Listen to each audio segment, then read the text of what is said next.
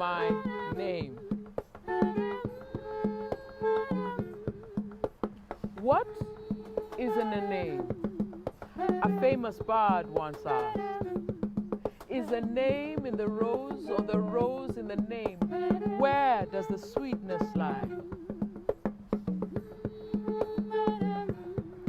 I don't know the answer to that question, my friend. No philosopher am I. What I do know is my own name. What is my name? Star the third. Namwalie.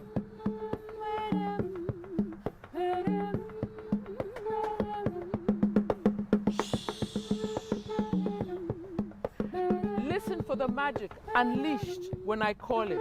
Watch the glimpse of the dancer stirring. Feel the sway of sinuous gyrating. Hear drum beats from distant past when I call my name.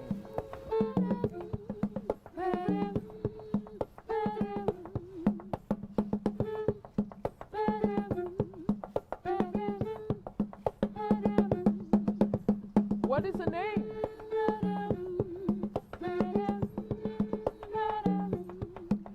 I ask you again, is it nothing but hubris? Or is hubris nothing? Does dignity lie in a name? Those questions, they're deep, they're concealing. Me, I know my name. What is my name?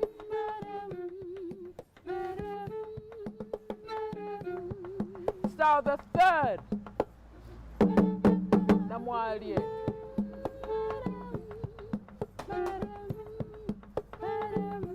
Watch my step now firming, my feet still dancing.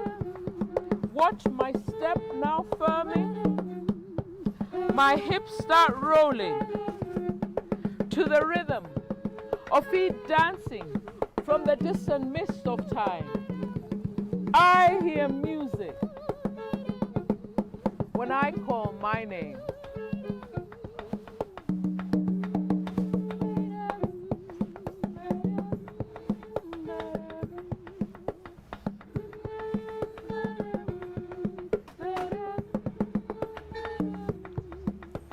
What is in a name?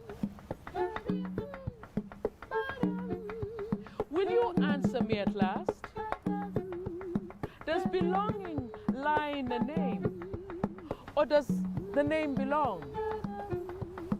Does freedom come with a name?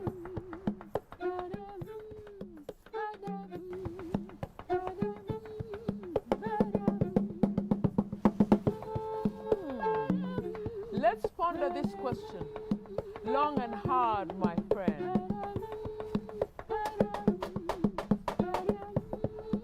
My name is me, and I am my name. Call me my name. Star the third. Namwalie.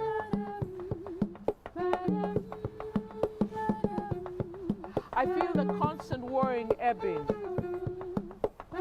calm returning, love when I call my name.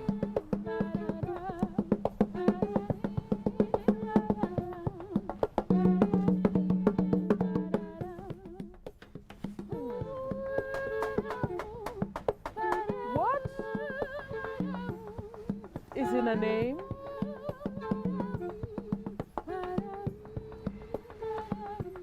Let's look at this question afresh. Is the name creation? Or is creation the name?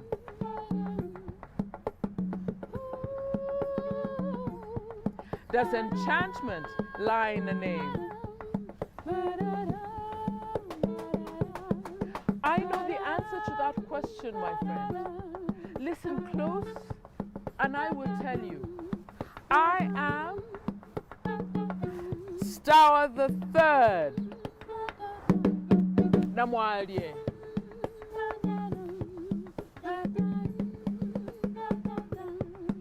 My name is a silent secret unfurling, a well of wild effervescence foaming, a drink to refresh on a hot, dusty morning. My name will quench your longing.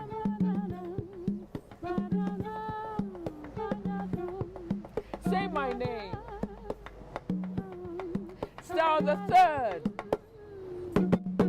Namwalie.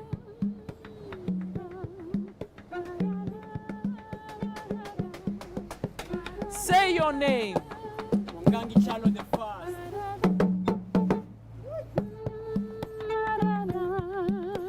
Say your name. Lovely Omets.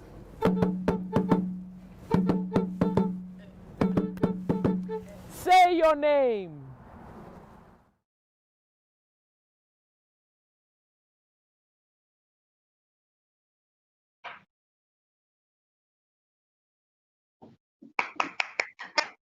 Thank you, Sitawa, and my name is Alan Stoga, but I can't say it quite as well as you just said it.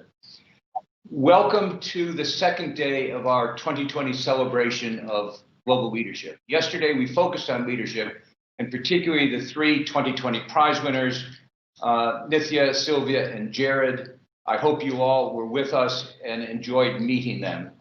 Today, we're going to shift gears slightly and focus on democracy, or rather, how do you make democracy work in a world that is changing as profoundly and as rapidly as ours is?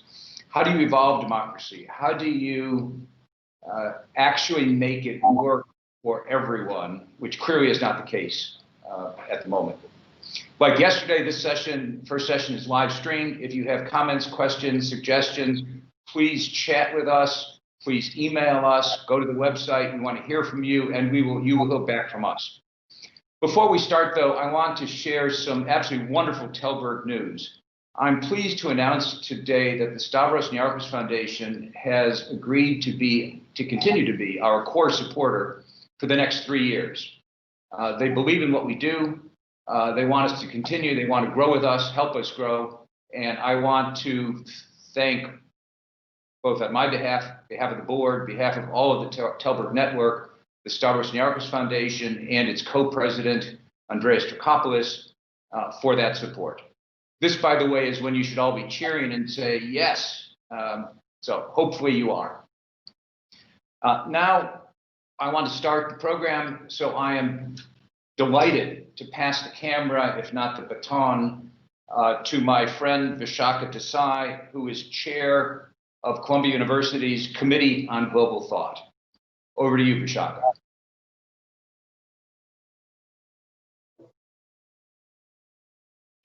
Thank you, Alan, and it's a pleasure to be with all of you.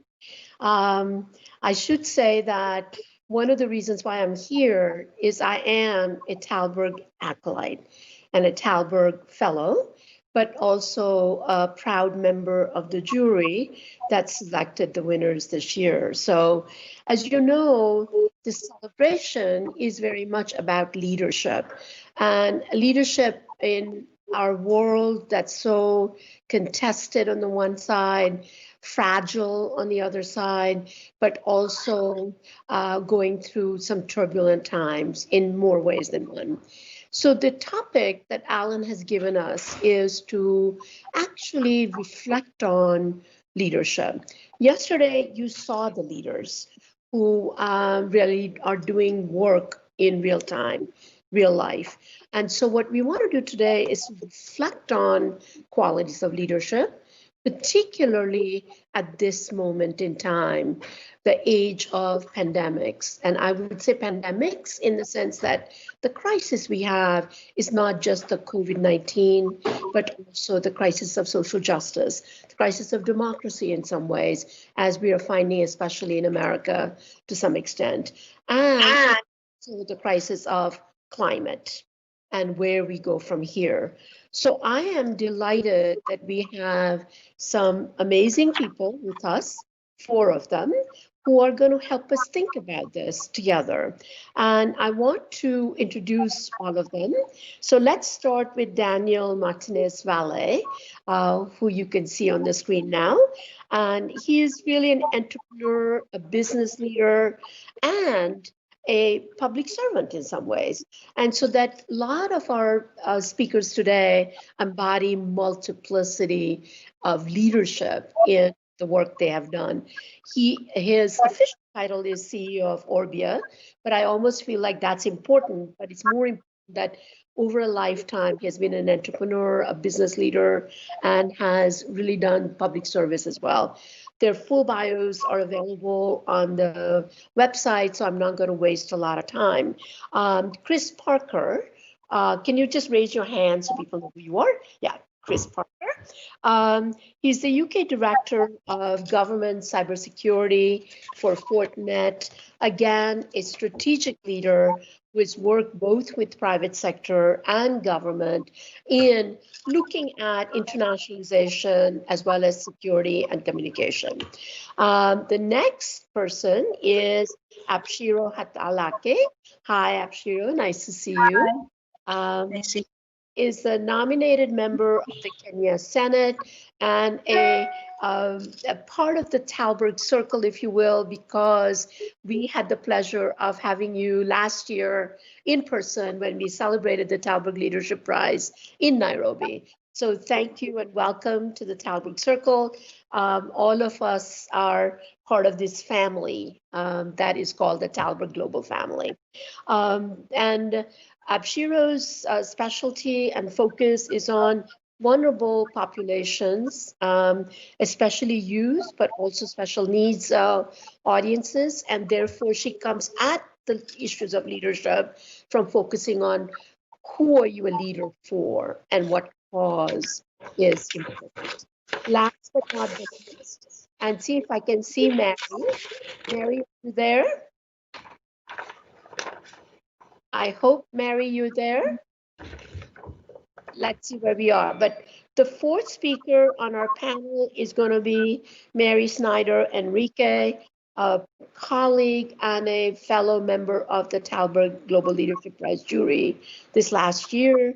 She is the curator for modern and contemporary art at the Harvard University Art Museums, with a specialization and focus on both global art, with a particular focus on Latin American art, but also on the intersection of art and politics, something that we both share in our own work and the passion that we have. So let's get started. Welcome all of you, and we're delighted that you're here. So the questions I'm going to ask and pose to you would be to all of you, but some things might be more specific. So I hope that it's a real conversation, not so much little presentations as sometimes happens in panel. So the first question I have is that we talk about leadership in crisis. Doris Kearns Goodwin has written an amazing book about that. What about this crisis at this moment in time that you feel is unique and therefore sharpens the question about what leadership looks like? And I will call on you, and let's start with you, Chris, because after all, UK has just started the vaccination process. So let's start with you as to what you think we have learned about crisis during leadership during this particular crisis. Thank you. Thank you, Vishakha. I think it's been a shattering experience for everybody, and of course for leaders as well. And I think the big change that's happened to impact on leadership has been this shattering effect where everything is so abnormal. Certainly in the majority of Western countries have had their their normal infrastructure, their normal communications medium, their ability to interact shattered. That's meant that leaders have not got the usual tools and platforms to channel their leadership through. So I think that's brought the first major challenge, which may be obvious, but I think for a lot of our delegates listening around the world today, I think everyone will realize in their own countries, in their own way, this has caused the major problem. But I think great leaders transcend these abnormal conditions, and that's where we've seen, in some respects, some leaders be very normal or below average, and almost found out, whereas others perhaps have transcended these conditions and still allowed their natural qualities to come through. And I'm sure it's something we'll touch on later in the day about those qualities, but I think it's that particularly shattering effect of all the normal medium, the ability to interact, which has meant the platform for leadership has become so unstable that we've now needed quite supreme examples of leadership to get us through it. It seems to me that actually, as things have shattered, some colleagues have said to me that what it has then made it evident and urgent is the huge, deep fissures of the society that actually existed that we could avoid thinking about. Now it comes front and center. So the shattering effect also has the effect of clarity of what needs to happen and the inability to actually be able to do that. Daniel, your thoughts on this notion of what's happening at this moment that actually has made people wonder about what leadership should look like? Very, very good question. I think one of the most important things that has surfaced during the crisis from a leadership perspective is how we lead our organizations will be remembered in the worst of times and in the best of times, for good or for bad reasons. There are two things that I've been thinking about in this sort of shattering concept that Chris was raising. One is the livability and lovability of our habitats being our homes, how we need to rethink the concept of home, our cities, our countries, the world in general, how we thought and took for granted certain things associated to livability and lovability, and how we need to rethink and redesign livability of every single one of our different habitats, and what that means in terms of the second part of what I think is critical as a key lesson learned moving forward as we sort of continue navigating through this pandemic, which has to do with the concept of moving from me to we, how we were thinking about the me, how we were thinking about the we, collaboration across individuals, collaboration across countries and communities, the power of communities versus the power of networks, and how this should invite us to deeply reflect and rethink about the power of moving from me to we. You are speaking my language, what can I tell you? Because I'm just actually coming out with a book called The World as Family. And it is entirely to think about this notion of layering from me to we and more collective responsibility.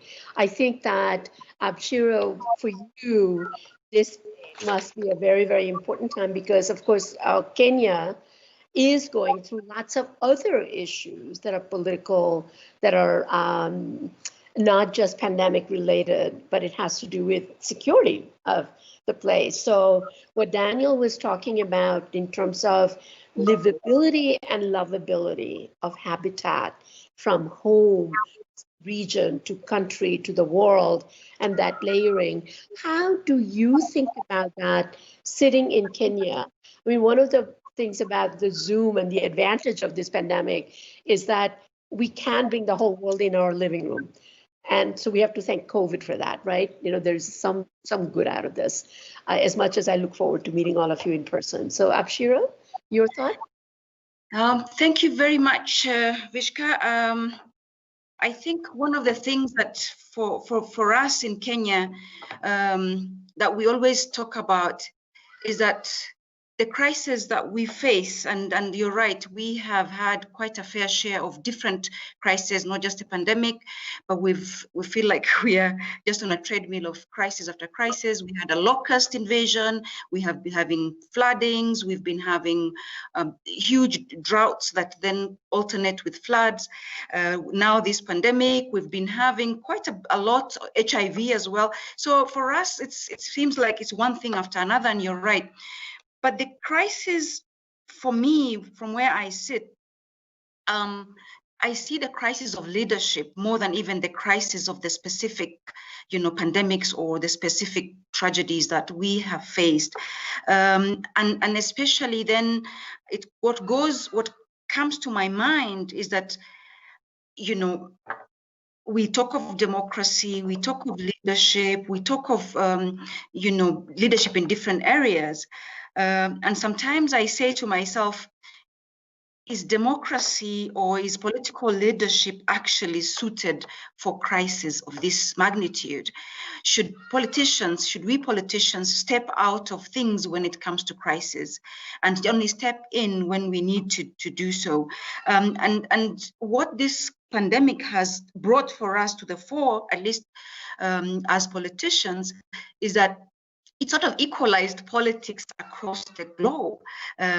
When we looked at the handling of the pandemic in America and other places, and our own handling of it, at least from the political angle that we sit in, there didn't seem to be much of a difference. If anything, it really shattered a lot of the perceptions that we had of leadership, especially political leadership, in developed countries and less developed countries. But one of the things that I myself, on reflection and looking back now that we've had 8 months of this pandemic, is that leadership of values, leadership of humility to know that you have limitations, leadership of team play, it was what was needed for this pandemic. Leadership to accept that perhaps, say we politicians are not, the best suited. Maybe the scientists should have stepped in at some point. And so for me, I look at this as a crisis of leadership, and a place where if there's a time that we need to look at values guiding leadership, is now. Do we, and all the other things, such as people wanting to be seen as knowing what they are doing, to be seen as, the big, macho decision makers, all came to really backfire on a lot of things. And so perhaps it made me think that we need leadership that is value-based, which can at least accept limitations of their decision making, accept the limitations in their knowledge to handle some of these things, and accept help when it needs to be, but also accept responsibility where failures have happened. Of course, there's all the other issues of maybe for us lack of infrastructure and what have you, but I choose not to focus on that, because then that way we will have an excuse to just say it's because our health systems are very, in their infancy and things like that. But I think if there's a time that value-based leadership was called for, was now, and now is perhaps the time we start shifting to value-based leadership, so that then, because in this pandemic, we needed leaders that could play in a team. We needed leaders that could accept that they have limitations in their knowledge and in their approaches. We needed leaders that could set priorities, but also accept that even those decisions need to be given to others, to empower others. So again, these are the things that came to mind in this particular pandemic, Vishka. Well, thank you, Abshiro. I think that there are two things that really come up as you're saying, and that is, one is the absolute inability of systems, international systems, to be able to handle this. And you would be very proud of a student from Nairobi when at Columbia we did this program on youth in a changing world and talked to lots of young people. And it was this student from Nairobi who said, how is it that with all the advantages that the developed world has, with all the international systems that exist, that the sheer inability of the global powers to come together That is the crisis of leadership, to be able to move at that level. And then, as you point out, that it is also what kind of leadership. Leadership that has no honesty, no transparency, no recognition of fallibility of decisions, that actually to be able to be transparent and vulnerable is something we don't usually talk about. And I dare say that often women leaders have talked about that more than male leaders. So I'm happy for you to say that, but it does relate to what Daniel was saying, and that is, how do we go from me to we? That collective form of leadership becomes even more important. Mary, can we see you now? Are we able to see Mary? Not at all. Okay. I am not sure if I can hear Mary or not, but we will move to the next question, which is that, I mean, partly what we're talking about here is that the leadership no longer can only be about your little patch, wherever you are, that somehow this idea of the habitat that Daniel, you talked about, from the personal to the national to the global, how do we think about leadership in a global context? And what would that look like, especially if we take the principle of me to we, the principle of humility, and working as part of this larger world community as we go forward, which is something that environmental people have been talking about for a long time, but it felt very abstracted. It didn't feel as if it was real. Now, it does seem urgent that we think always about multiple layers, and yet so many leaders in this crisis actually have closed the borders, have closed down to be ultra nationalistic. So how do we deal with the global and national dichotomy when we know that we have to go to another level? Daniel? That's an incredibly complex question. But I think that at the core of finding a solution or trying to find a solution lies the concept of human centricity. If we put the human and if we put people at the center of our thoughts, that's where boundaries don't matter. If we put people at the center of our commitment, of our concern, our involvement, our love, that's where nationalities don't matter. If we started seeing the pandemic hit our organization, and we have 22,000 employees in more than 110 countries, it didn't matter what people were suffering in Venezuela. It didn't matter if people were suffering in Ecuador or in India. We had to develop a network of physicians, of doctors, of mental health specialists to provide support to them. And technology plays a key role in that. Technology can actually go and transcend borders, can transcend even sort of language barriers. One of my biggest concerns at the beginning of a pandemic is, how are we going to get in touch with people? Not everyone in our organization has access to corporate email. The answer was very simple. Everyone had WhatsApp. Everyone had a cell phone. And immediately we were in touch with thousands of employees that were classified and identified as more vulnerable due to diabetes, preconditions, etc.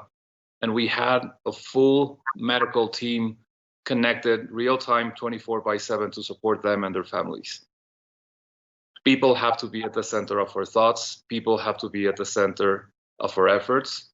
And that's when we really move from that me to we, and where we actually have a human-centered, value-based leadership, as Abshiro was talking about. Yeah, I mean, it seems to me that if Alan was here, he would immediately remind me that, you know, it's all well and good to talk about the aspiration. The reality is that globalization is going to take the backseat. Everybody's going to want to protect their patch and their little place and their country. So Chris, if that is the case, and yet what COVID teaches us is that we have to think across borders. How do we actually bridge that gap? Human centricity is one, but political leadership doesn't always think that way, right? Even though you wish they would. So the barrier seems to be pretty big. How do we actually bridge that idea of local and national, not being oppositional to global? Yes, it's a really, as Dana said, a very challenging question, isn't it? I think the key thing is to come back to principles. It's having a clear vision, a strategy to make sure we can do that. And is this the time for international bodies and the world order, such as the United Nations, has been much maligned?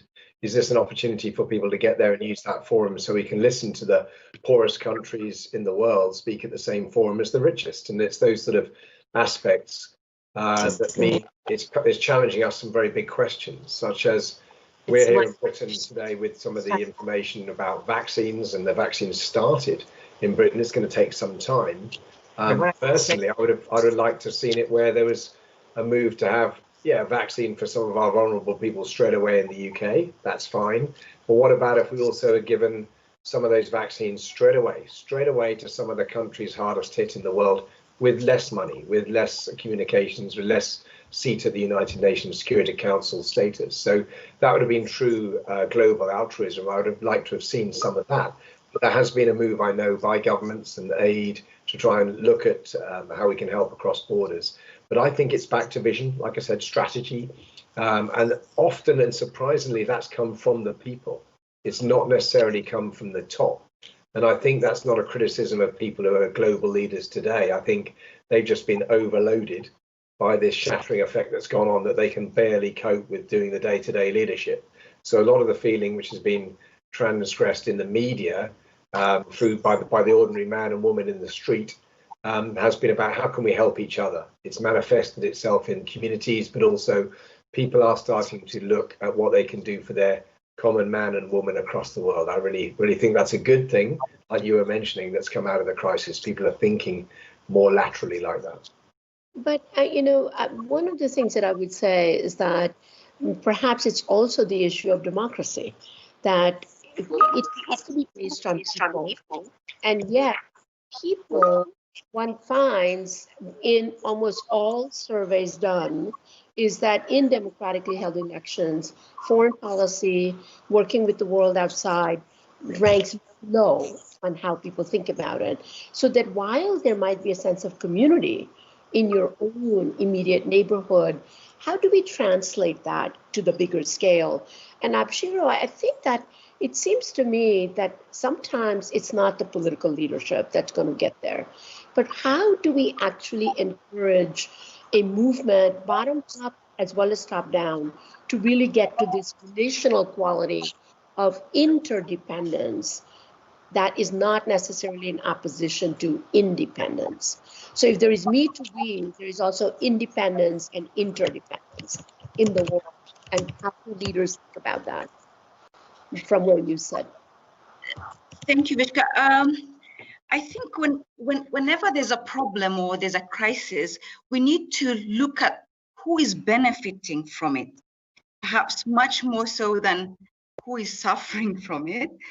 And because maybe the bigger countries are benefiting more by looking inward, if we could find a way of, making it less beneficial, for a crisis to be less beneficial, perhaps then people would collaborate more. I don't know. This is just, I'm also, again, it looks aspirational. But if a pandemic would then mean that companies, say in the West, become, rich and get all these things, and that, so I don't know. If we started with perhaps looking at how does this individualistic approach, the individual, if that becomes so beneficial, then it becomes very hard to dissuade anybody or to discourage anybody from pursuing something that would give them benefits. But if we then looked at making collaboration more beneficial, perhaps, I don't know, or, you know, these kinds of things. I don't know how it could be done, but it's just something that occurred to me as you're speaking, that of course human beings are such that you want to do things that benefit you. So how do we then do that? Secondly, also, you know, again, how do we start trusting each other more? Because again, you know, this pandemic needed for us to, and there was so much information coming out, we needed to sort of have a level of trust in, be it the leadership or be it the science or be it each other across different barriers, across different jurisdictions. So, but then with such low levels of trust in, say, in ourselves, in our science, in our, because of our diversity, in our diversity, I don't know, it's that kind of maybe not focusing on the pandemic, but perhaps focusing on the underlying issues of, do we even trust ourselves? We trust each other, to trust the science that somebody brings on board. Do countries in the southern hemisphere, for instance, trust that, you know, that they'll get support from, you know, so I don't know. I cannot really say for a fact, but one thing I know for sure is that perhaps in terms of leadership for these kinds of pandemics and things like that, the approaches that brought, say, the political leadership to power, the democracy that brought us, say, to the seats, doesn't necessarily bring the best suited for response to a pandemic. So do we then put in place another parallel system that actually deals with this very unique situation? Because we're dealing with a unique problem with the same old us. I don't know really the answer to it, but those are the questions that come to mind. The question then is that we're in a way talking about two things. One is the limits of democratic system that privilege independence. But some democratic systems, as in Germany, things seem to have worked much better than in America. So there's one crisis, and the other crisis that we were talking about is the notion of benefit, loss benefit analysis. That also gets to the capitalism, right? That how the issues of who benefits and how they benefit come about. So Daniel, let me ask you, being an entrepreneur, a business leader, how does this square with the idea of profit making, at the same time value-based, humanity-centric kind of leadership that we're talking about? Great question again, Vishakha. I think from a leadership perspective in the context of business, it has to start with defining very, very clearly why we exist as a company. What happens if we don't exist as a company? And that means that we need to understand what is our purpose. Why are we here beyond profits? Why do we come to work every day? Why do we have 41 countries with manufacturing sites serving 110 countries in terms of dealing with food security, dealing with droughts, dealing with shortage of water, dealing with livability and lovability of buildings and cities? But at the end of the day, it has to do with purpose, it has to do with values, and it has to do with striking the right balance. And we've discussed this with Alan and other fora, the right balance between people, profit, and planet. How can we have the right societal impact? How can we have the right environmental impact? And at the same time, how can we have the right economic impact? That's our responsibility. Shiro was talking about, let's stop being aspirational. One of the things that I really respect and admire of the Tallberg Foundation, it's not only about thought, it's about action. And business is about getting things done. We have, as business leaders, a responsibility to think about the right balance between people, profit, and planet. And it's actually not a choice. It's a responsibility. It's our obligation to do the right thing on those three spaces. And we don't have, and we can't wait for politicians to do the right thing. We can't wait for the different social agents to do the right thing. we have to move. So that means both for you and for Chris, what would that look like? How would it be different from the way business has handled itself?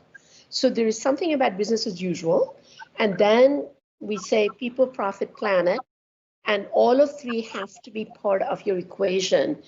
What would change? What would need to change in order for business leaders and political leaders to actually think of those principles? Chris?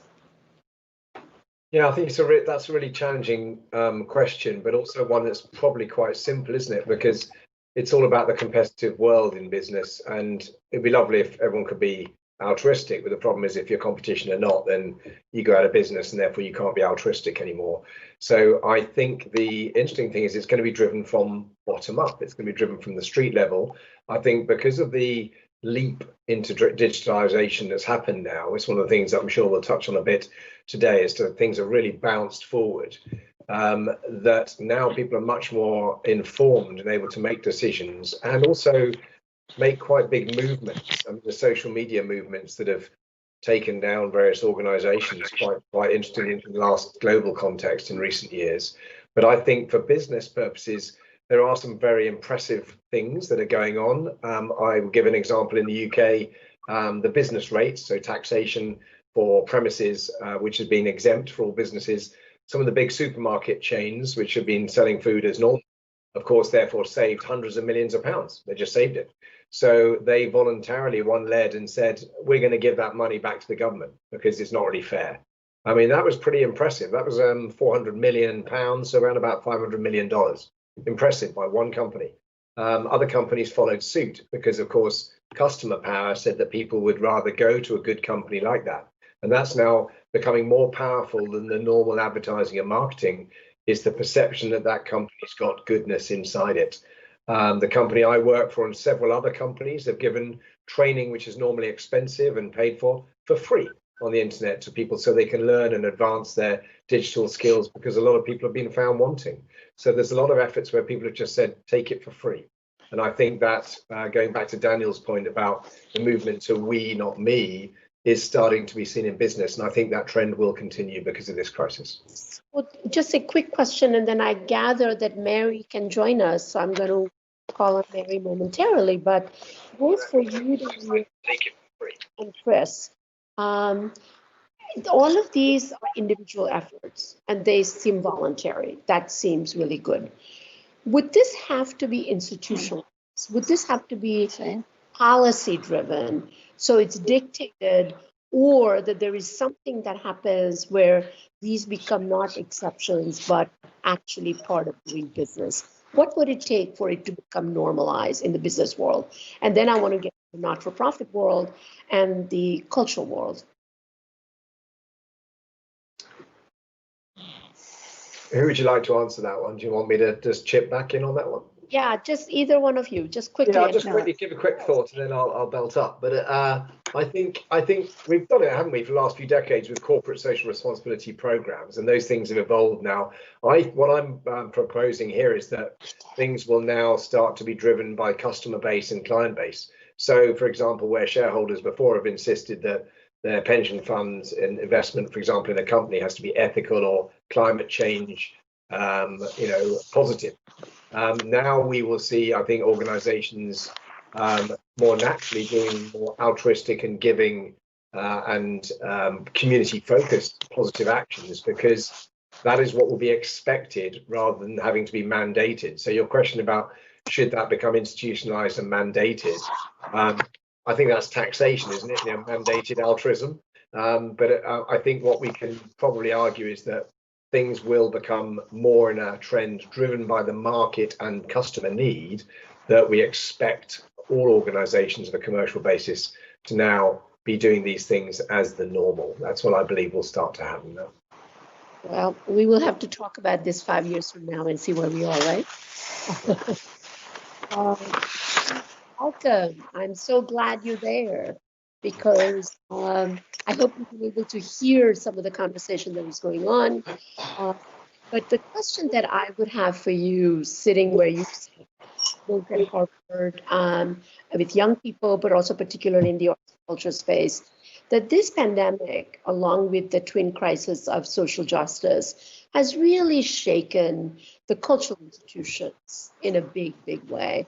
And so the leadership, as you think about the cultural space in relation to the government, in relation to business, how do you think that the crisis is manifesting itself, or what do you find are leaders in the cultural space that actually pay attention to this particular moment in time?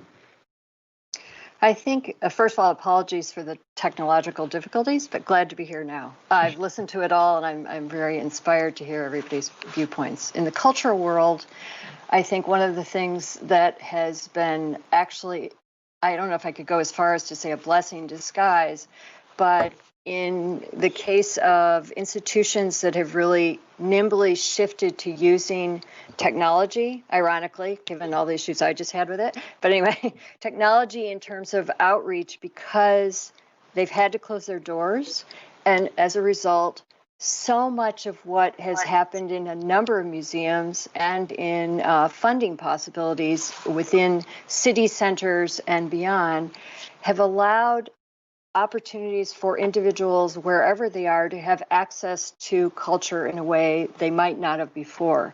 My point being, I think some of the real leaders in the museum fields, in cultural fields, in educational fields across the board have turned to technology to have their experts, to have their collections, to have their ideas disseminated through free, and to your point just now, talking about some things have become actually less expensive and people have access free access to seminars, to talks of half an hour in the middle of the afternoon, to tours of collections in art, to writers and theater producers and dancers showing online what someone who couldn't afford a $150 ticket, couldn't afford a $10 ticket, can now see on their computer screen. So I think that leadership under this pandemic has meant using the technology out there to bring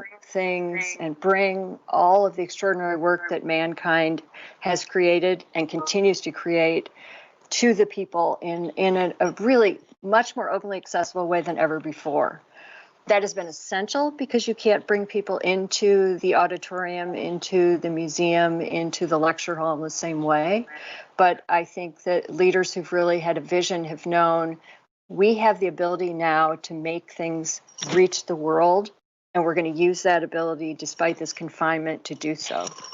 So I think that in fact brings us to the last question. And that is that there are lots of experimentations going on in the business world, in the cultural world, how to act, and that goodwill is manifested in different ways. How much of this actually will transform the society?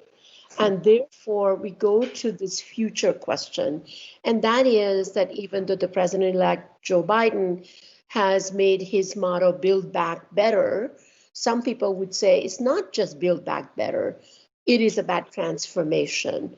It has to be leapfrogged into a new world and a new way. So how much of the things we're learning now will become part and parcel of our effort to reimagine how we do work, whether in the business world, and what would be the role of leaders in that reimagination? And is it up to the leaders, or is it up to all of us, the stakeholders, the consumers, the population at large that actually is trying different things out? So where does that come from, the idea of reimagination? Daniel? I think we have to reimagine a little bit of what Chris was saying. We have to reimagine the power of the consumer and the power of daily choices. Our daily choice in terms of what product I buy, how do I move myself from one place to another, how do I interact with people, if we actually think about the power of every single choice that we make as individuals and how leadership can influence those daily choices, we can actually think about a social movement versus policy making versus, again, waiting for politicians to quote unquote do the right thing versus waiting for democracy to be reinvented.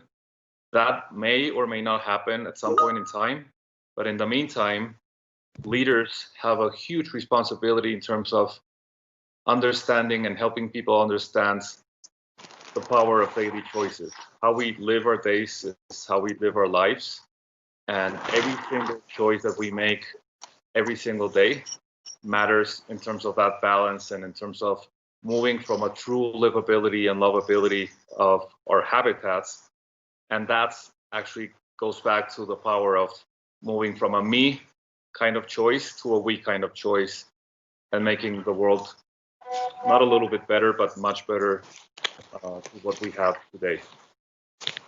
So, I mean, we have lots of questions coming up from the audience. So I was trying to incorporate them in our conversation.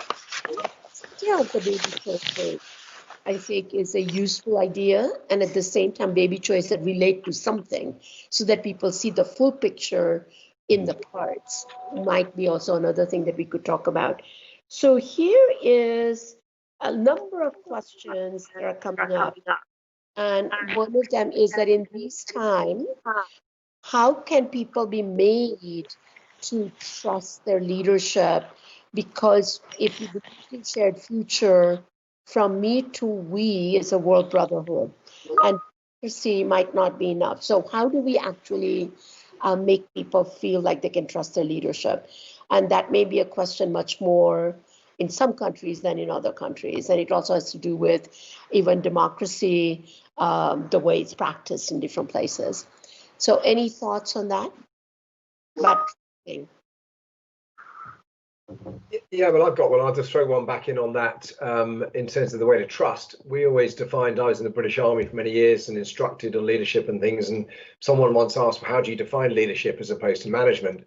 And the best example I ever heard was by a very old veteran Second World War officer who said it was capturing people's hearts, which I thought was perfect. And if you think about leaders need to capture people's hearts, that is done through communication. It's done through the eyes. It's done through their example, the way they live their life. If we think of Jacinda Ardern, the New Zealand Prime Minister, someone who really is, to her core for her people, and everyone around the world knows about her. There's been other leaders who've done similarly powerful communication with their very being with people. So I think it's about leaders really engaging and capturing people's hearts. And that's not quite as soft as it sounds. I think that's a vital skill for this next 10 years ahead. Well, I think one could push back. Again, I'm channeling Alan Stoga here because he would ask that question. And that is that one could argue that some leaders have appealed to the hearts of some people with exactly opposite direction and results. So one could actually be a demagogue, appeal to people's emotions, which I would make a distinction between emotions versus heart in some ways, but some people don't. And so how do we actually also create a bulwark against people who are appealing just to emotions and therefore to heart in a different way, so that it is also reasoned leadership? So transparency is one thing, and I often think about Gandhi and the famous saying, be the change you want to see in the world, meaning you have to embody what you're saying, and that's what the New Zealand Prime Minister has done so well. But the reality is that 6 million people did vote for Donald Trump. And they are still passionate about him because he appeals to their fears. So that's another kind of hard connection. So how do we actually deal with that? Daniel, I'll move to you now and then see if Mary or Abshiro could say something. It goes back to values and it goes back to a purpose. if we understand why we're here, beyond sort of having the ability to stay in office for 4 more years, beyond having the ability to deliver sort of profits or dividends, or beyond the ability to curate 1 or more additional collection, I think that's what makes a difference. Understanding what's our purpose, understanding what are our values, and how can we touch people's hearts based on specific purposes that people really embrace and based on values that people can share. I think that's what can actually make a huge difference.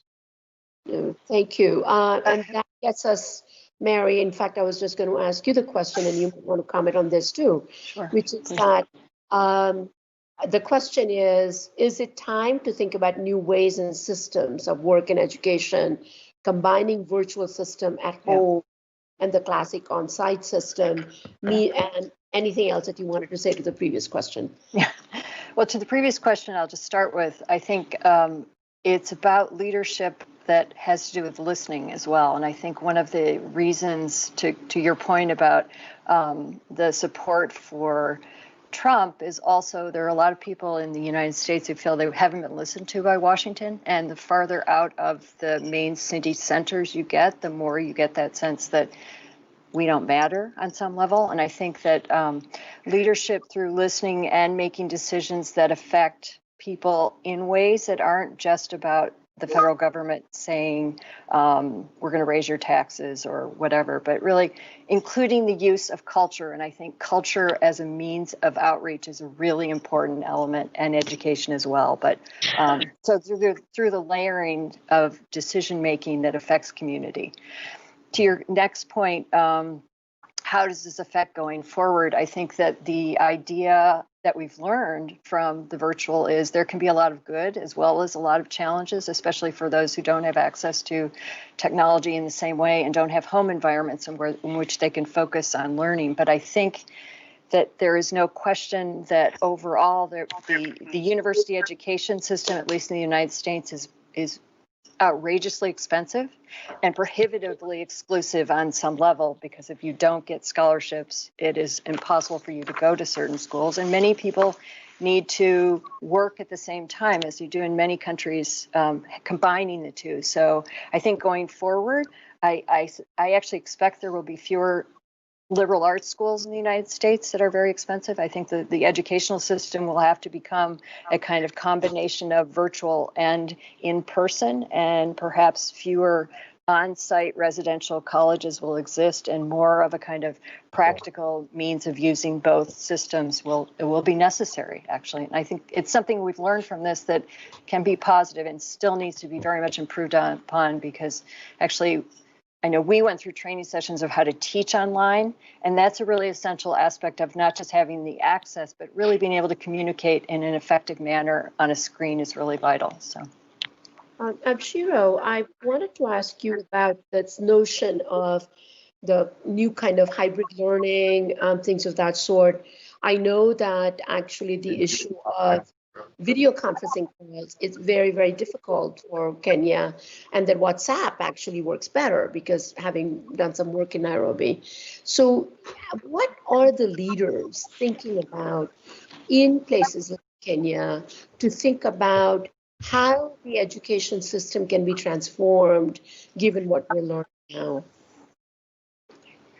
I think one of the things that perhaps this pandemic has done is that it has really brought forward the need to actually start to use digital solutions for a lot of these things. But as you know, Vishka, the infrastructure is very excluding to most parts of the country. Where I come from in Isiolo, for instance, we don't even have the basic 2G coverage. So to expect a school system in that part of my country to even actually be able to use digital learning is a bit far-fetched.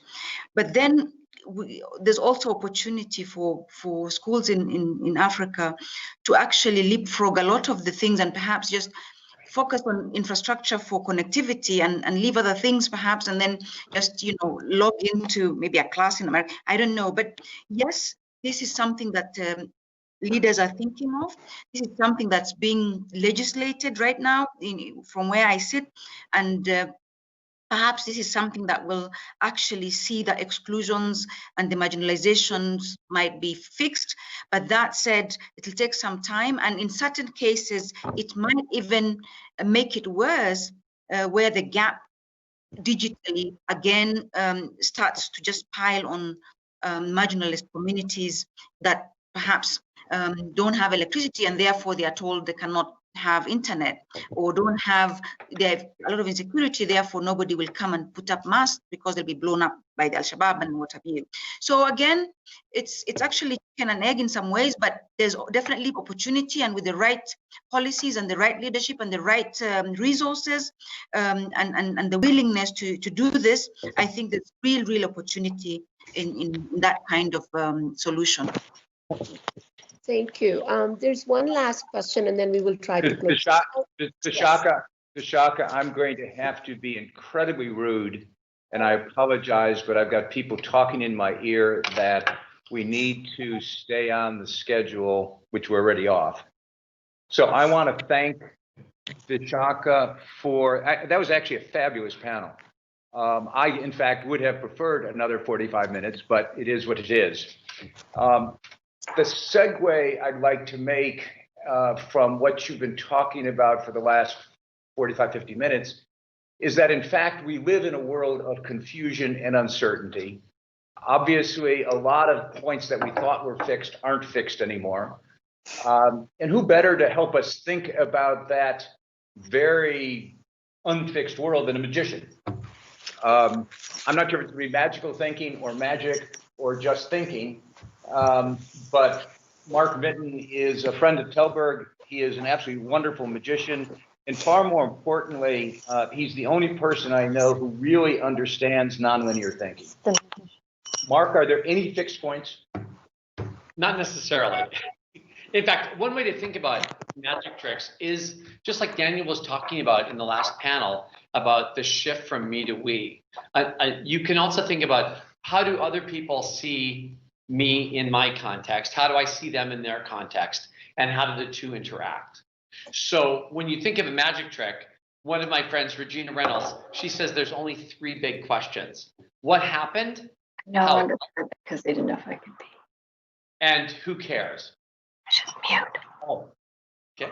So it's what happened, how else, and who cares?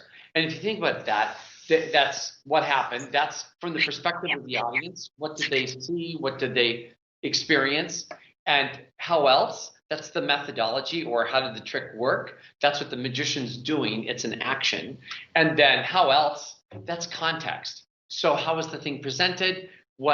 That's almost like Chris's point about, did it move people's hearts, or did it move their minds, or their actions, or did it affect them completely in mind, body, and spirit? So magic is a very quick way to get to how people think. So, and one quick demonstration is this trick. When you say trick, it could mean the trick that the magician is doing. It could also mean the trick that the audience is experiencing. And what I love about this trick, I use it all the time because it's with glasses, which reminds us that we all have glasses that we see the world through. And this is a trick where you can see the trick and the trick at the same time. If you look carefully, you can see exactly how this is happening. But apparently, one glass is passing through the other. Right. So in a world like today, what you're saying, this nonlinear thinking, what are we seeing? What are we not seeing? And how do we shift from the me to the we? And it isn't about fake news. It's about changing realities. That's when I hear fake news as a magician, of course, I get really nervous. Because fake news implies that you can see something as it is when you want to. Sounds exactly like Washington. Right. Well, it's a dangerous assumption, right? And for a long time, I was working with a lot of neuroscientists, and I'd ask them the same simple question, which is, what is your relationship with what you don't know? And for many, many years, I heard a lot of great answers, and they were saying things like, they would it was almost like eating an elephant. They would talk about how they limit what they don't know, and then kind of approach it until they get to the truth. And one time I was being driven in a taxi from the Society for Neuroscience in DC, and a cab driver heard me talking to a scientist, and he got out of his hotel, and I went out to Kensington because I was staying with a scientist from NIH. And the cab driver asked me, what were you guys talking about? I said, I asked him my favorite question for scientists, which is, what's your relationship with what you don't know? And he gave this really deep laugh, you know? And I'd been asking people this question for a long time. And I said, why are you laughing? And he said, well, of course you don't have one. You don't have a relationship. It's the trick answer. It's the actual, yeah, it's the actual answer. And it made all the things that Because the question is, how do you know what you don't know? Right. So yeah, exactly. So how do you know what you don't know? Well, so magic, what we're going to do right now is we're going to do some tricks. And actually, that's a study of that, right? Because obviously, I know what I'm doing. And we're going to ask a friend to come on. Is it Ellen? It is. Ellen Lust. Ellen, can you join us? The magic of globalism will hopefully produce Ellen in, I think you're in Gothenburg. No, I'm in Belgrade, actually. Ah, where? Belgrade, Serbia? Belgrade. Oh, wow. Even better. Absolutely. Beautiful Belgrade. How are you today? Great. Good to see you. Very good. I wish we were in person, but it's good to see you. I know. It's been a while. So, will you do a favor? Will you think of any card you want in Belgrade? Okay. And I'm going to mix these cards up until Alan says stop. And Alan, I want you to try to read Ellen's mind in Belgrade. It's a long way, but stop. Right there? Okay. And what was the name of the card that you were thinking of, Ellen? 8 of Hearts. Okay. So obviously. Are you sure that's what you were thinking of? Yes. Okay. All right, Alan, could you pick up the whole deck and show the card that you stopped me onto the camera? There's the card right there on the bottom of the deck. And yeah, hold it up carefully right there. Can you zoom that? We can't zoom. I can zoom. If you look at it, if I tip it down maybe, and if we get the autofocus. Can you see it's the 8 of Hearts? I'm just not sure how Alan does this. And the strange part is before you even said it, I had an idea that you were going to say it because up here I keep a card, which of course is the 8 of Hearts. Which again, it is in fact the 8 of Hearts. The 8 of Hearts, yeah. And of course, I have another card underneath those cards. In fact, I have every other card because your 8 is now up here in the other hand, just like so. There's a little misdirection from New York to Belgrade. Are you having a good time in Belgrade? I am actually. It's great. Well, very good to see you again. Good to see you. Thank you. Thank you very much. And how do you think about what you don't know? How do I think about what? See, I slightly see it differently than Alan. I mean, I have the things I don't know, and then the things I don't know, right? I think they're exciting. Oh, yeah. So you're excited by knowing that there's stuff out there that you don't know. Yeah, yeah. It's actually what I mean. It's what I do. Is try to answer the things I don't know, not so much pontificate what I do know. Which means you're not a politician. And probably never will be, yes. Thank God. Thank God. Good. Yeah. Okay, well, thank you very much. Thank you. Good to see you. Good to see you. Thank you. So now we're going to try something with people all over the world. Right. And we're going to see if this works. We're going to bring in 3 different people. Some you might recognize from a previous panel, and others are new. And Alan, you've got some cards there. Well, let's wait until we get our friends here so that they know we're coaching. Yeah. Okay. All right. There's Daniel and Rosemary. No, there's Daniel and Mary. Daniel and Mary. How are you, Mary? Daniel, good to see you. See you again. And we're asking Rosemary to join us. She's in the Hollywood Square that we don't see a face.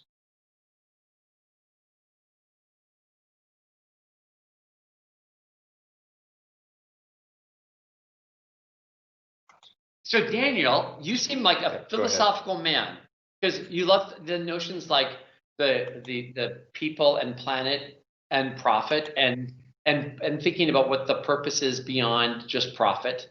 And was there something that really inspired you about terms of thinking about all the things that you don't know? Nope. Oh, Everything that is known and unknown is a source of inspiration. okay. So Oh, this is a fortune cookie. that that counts. That counts. Hi, Okay, Rosemary. Rosemary's here. How poetic.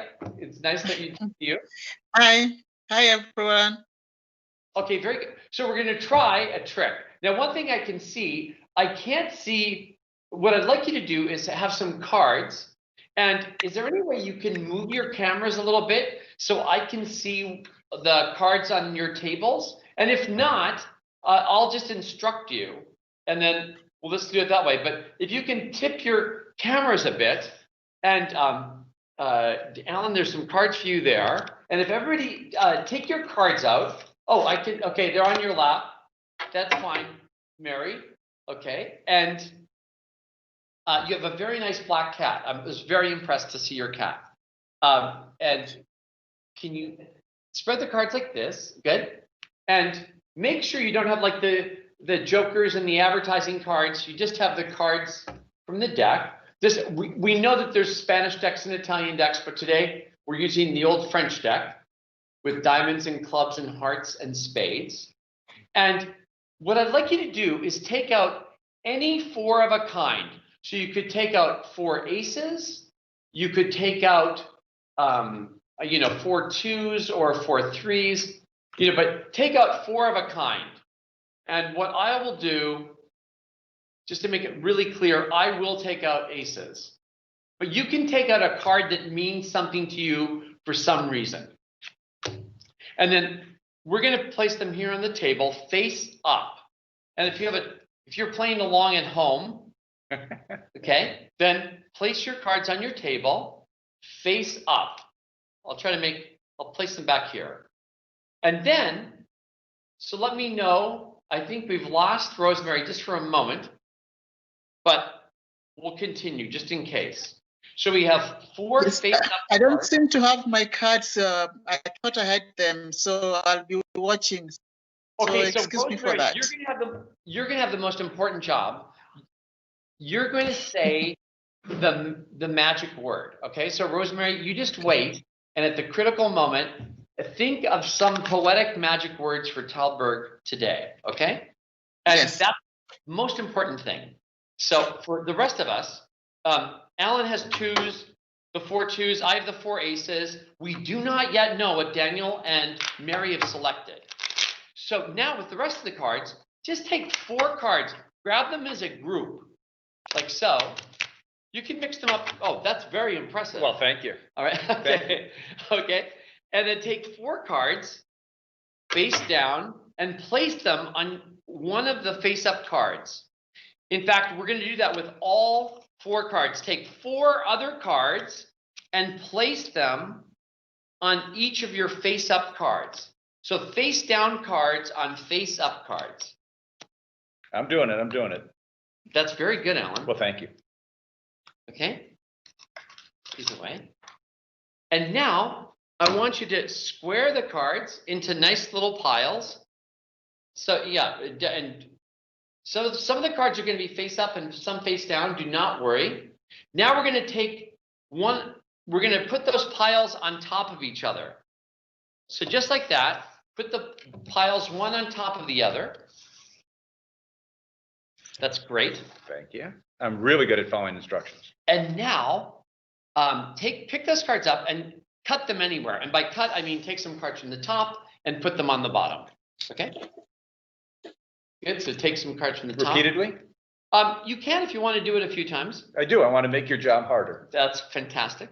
Okay. So Good. Okay. Good. And Daniel, you can see that we're just taking them from the top, putting them on the bottom. Okay. Good. Next. Okay. So far, so good. Now, great. This is the most difficult mix-up, right? So let me tell you what you're going to do and then do it, okay? It'll take a little concentration. I want you to put one card down and turn the next card over. Down and over. And go through, just think down and over with the whole deck.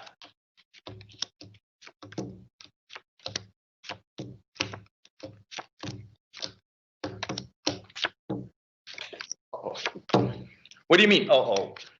Well, I'm not sure. Uh-oh. Oops. Okay. Oh, Mary's complicated it by dropping them on the floor. Mary, did you drop them? It looks like Mary's. Daniel? I'm good. I'm good. You're good. The CEO is going to get it right. That's by definition, he has to. Let's hope, okay?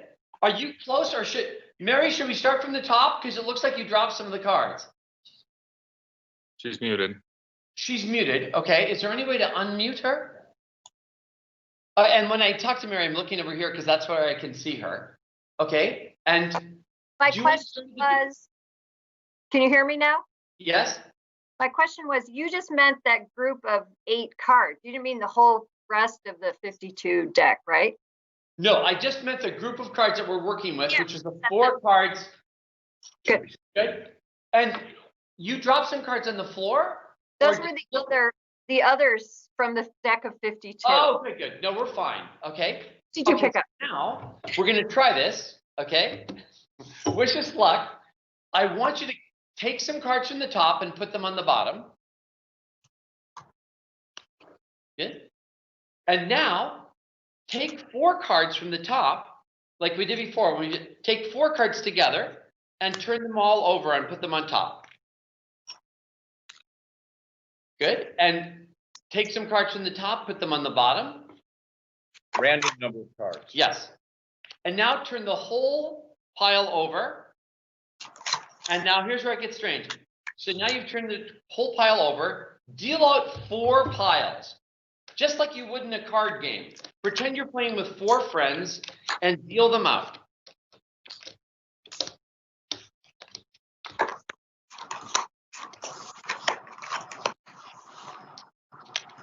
Wow. Let's hope. Daniel, are you okay so far? I'm good. I'm good. Okay, now we're almost done. And Rosemary, we're almost to your magic words, which are the most important thing.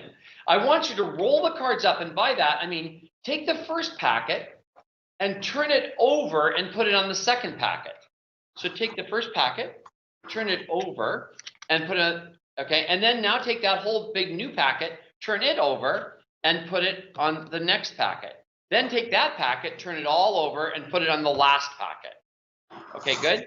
And now you can see the cards are all, put your hand right on top, and this is where we need some magic words. So Rosemary from Nairobi, could you say the magic words, and hopefully this magic will work all over the world, in Mexico City and in Cambridge, Massachusetts, and right here in New York. And Rosemary, now is your time to say the magic words.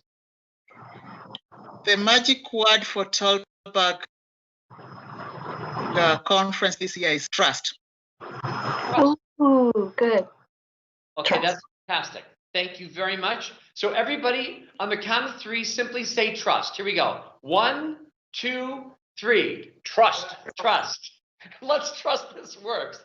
It's a little nerve-wracking. Spread your cards out right there in front of you. And if we've done it just correctly, so Alan has a number of cards. So I want you to show them my cards. And I'll make a quick correction of Alan's cards. Okay. Okay. Good? Yes. And if you could turn over, and Daniel, they're in Mexico City. Did you find 4 cards are different than the others? What I have 4 upside down and 4 the opposite. That's what's supposed to have happened. That's good. And what was your special number? 7. 7. Okay. And did the 7 cards turn differently than the other cards?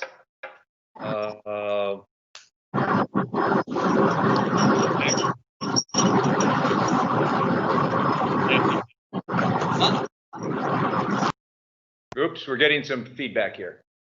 The 7 cards are all upside down. Okay, very good. And Mary, how about your cards? My chosen cards were queens, and they're all upside down. Oh, perfect. Okay, so we trust that this works. We trust it now. Now, since I screwed it up, his card, if you recall, were aces. And yes, the ones that are upside down, 1 ace, 2 ace, 3 ace, and 4 aces. And my job was to make the trick work for Alan. So I've been carefully taking his cards and correcting them. Here are his 4 twos, right? And the strange part is they vanish instantly. And if I did this correctly, oh man, I think I did. It's, oh man, this is so weird. Because inside here, I have this little envelope. And if I can get it, it's sealed. And inside, I wasn't sure if this would work. So what I did for Alan's case, I actually made a little envelope, and underneath it, it is sealed. It is indeed sealed. And we're just hoping that this will work. Could you, I'm hoping this is going to work. I have to trust it, just like Rosemary said. And we're going to shift from the me to the we. And let's hope. 4 twos. There are Alan's 4 twos. Which is why I couldn't find them in the first place. They were in your pocket. Anyway, but Daniel, thank you very, very much. And Mary, thank you very much. And Rosemary, thank you very much. And Mark, thank you very much. A pleasure. The point isn't just that it's a trick, it's that the world is tricky. And you need to think differently. And that's what we're trying to do at Tallberg these days. And the next phase of that thinking differently, I'm going to pass this on to Martin Coates in Amsterdam. Martin, how should we think differently? I don't know if I'm on, but thank you very much, Alan. How should we think differently? Well, we should think, we should start by thinking conventionally, and that is by thanking Mark, because you've managed to well, I've been looking at the screen, I've been seeing everybody smile, Mark, and that doesn't happen often in a Zoom conference. So I think that is part of the magic that you've just performed. So thank you very much for that, and thank you, Daniel, Rosemary, Mary, for participating. It's been a wonderful demonstration of magic. Thank you.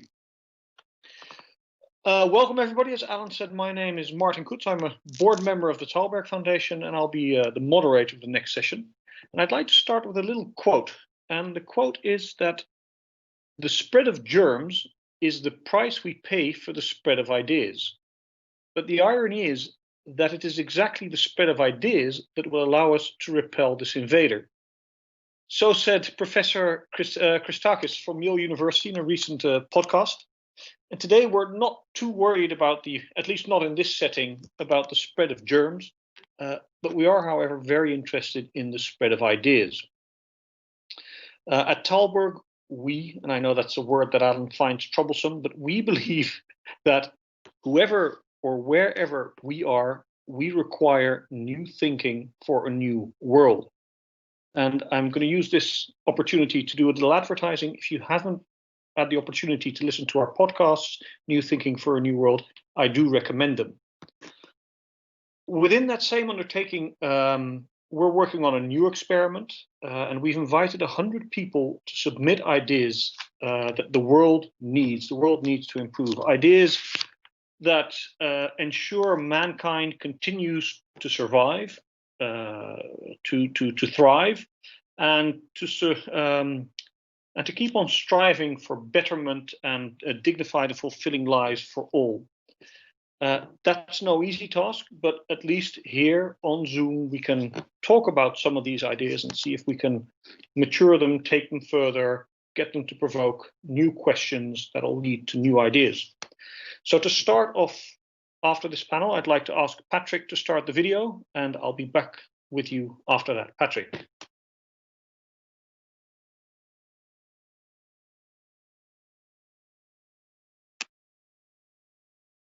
It is called drip irrigation.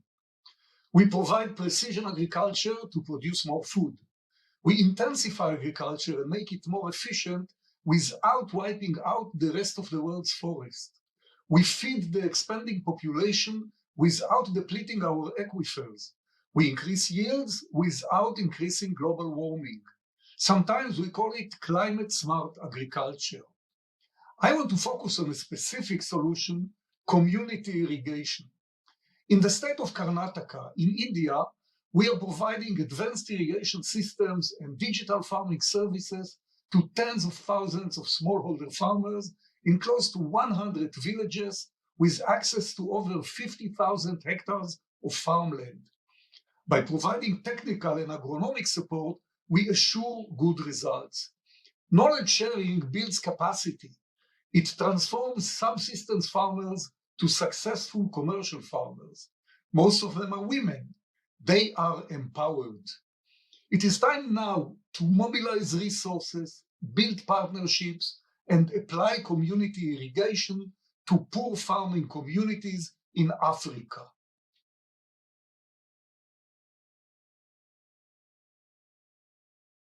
I see that one of the challenges in the aftermath and still in the ongoing pandemic is the rising inequalities in the society. And I think that we could battle this together by going all in when it comes to community involvement.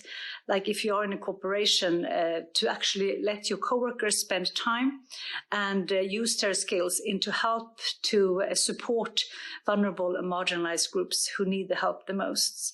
And that we as corporations put aside some small investments in the different locations where we are present to actually get the movement on a broader scale.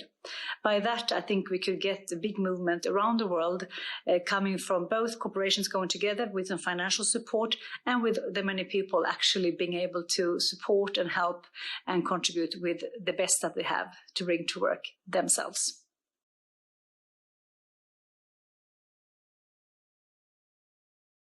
I want you to imagine for 1 minute that you need to leave your country every day in order to find some food, medicine, healthcare, crossing a border, a violent border, every day.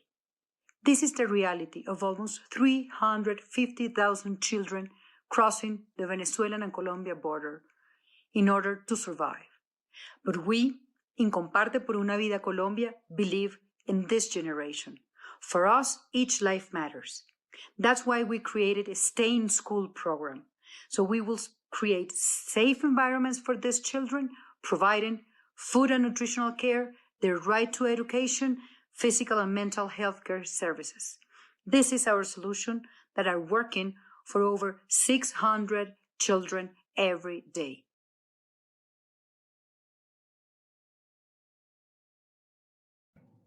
We identify the highest potential graduating high schoolers who demonstrate a genuine commitment to service. And through our need-blind admissions and need-based financial aid, we bring them together in our 18-month residential academy. Our program is inspired by the world's best evidence-based practices adapted to Latin America.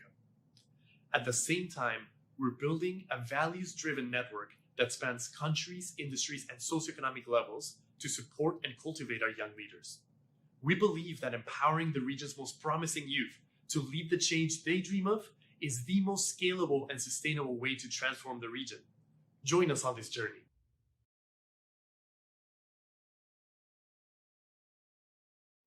Telling stories is one of the most powerful means to inspire and to create connections between people and ideas. Stories are like bonfires. People gather to share stories and to celebrate their culture. And nowadays, podcasting is a phenomenon that continues sparkling that fire. Being part of a podcasting learning experience can be very powerful. I'm talking about dream hunters, people at a learning stage, ready to understand and to appropriate the media with a surprising spirit and with the enlightenment of the self-discovering. So using this ignition can actually impact our world. It can illuminate these change makers. For example, learning about how to create a podcast about contemporary art as a platform and as an independent media, this can be transformative. This cycle, this process is art activism. So let's pass the torch to this next generation of storytellers, democratizing ideas and podcasting our world.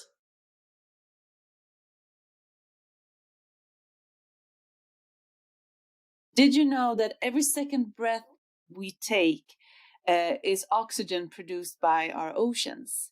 And the oceans also is our most important buffer for climate change. They absorb almost 50% or more of the carbon dioxide that we emit. in increasing numbers.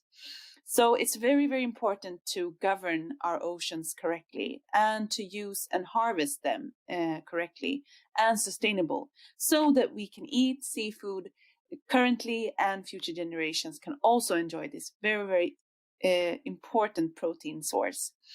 Now, my solution to sustainable fisheries is that we have to move the bar. We really have to see more fisheries being certified and begin a journey towards sustainability. And we also have to empower the people that is working within fisheries, especially women. Now, more than 50% of the workforce in wild capture fisheries are actually women, but they are very low paid. They experience gender-based violence, and sometimes they rarely make ends meet because their work is not acknowledged or even paid for. So my two solutions for sustainable fisheries is that to get more fisheries certified so that they can work and progress against more sustainable fishing, and also to empower women in the fisheries sector.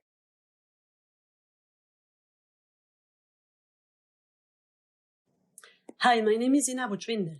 The problem we have been addressing for the past 13 years is the conventional ways in which we educate. One could summarize the latter into two grand areas. One, the deep crisis of values we experience in our world, and two, the lack of individual and collective agency to identify ourselves and act as local and global change makers. Think about it. Our solution, nudging a systemic change through a cutting-edge methodology like education for sharing, that allows us to grow as critical thinkers and doers, as empathetic citizens that know how to team up with others, unleash and nurture the creativity and curiosity we all have, as well as to find purpose that we all want to find in our lives.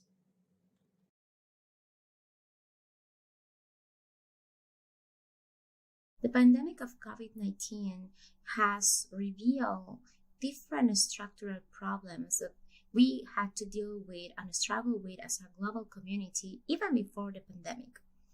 Poverty, inequalities, violence, and an increasing climate crisis even got worse with the COVID-19 pandemic. This is why, in order to get a better world, we need to start together. We need to start working together. We need to start breaking this polarization that is dividing our communities, our nations, and the global community. We need to start sitting with each other and listening to each other, even though we can think in a different way. We need to start finding these common goals that we want to achieve together. And that is a way that we can achieve a better world. I invite you to be more inclusive, to listen more, and to move forward as a global community to get a better world.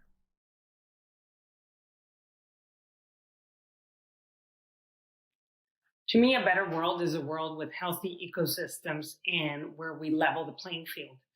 There are several things we can do to help move in that direction, but I think there are four that can really help. The first one is to continue to embrace scientific thinking and move away from ideology. The second is to really incorporate externalities into our economic system so that true costs are embedded. The third one is to foster empathy and compassion so that human beings really want to strive for this. And finally, I think it's really important that we have, as consumers, data on the true impacts on the products and goods we're consuming so that we can make better decisions.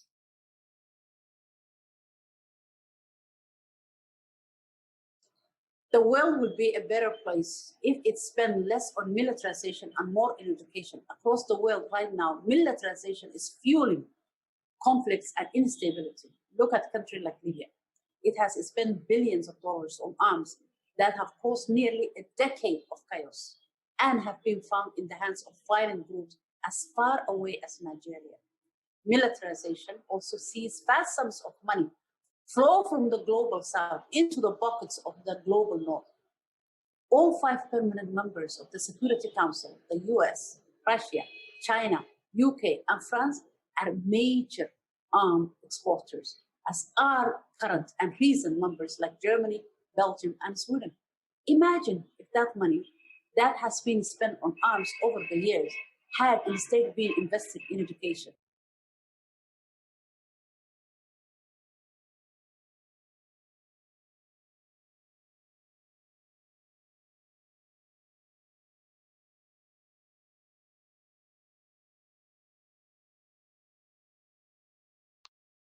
Okay, thank you very much to all the contributors and to the production team for putting that together.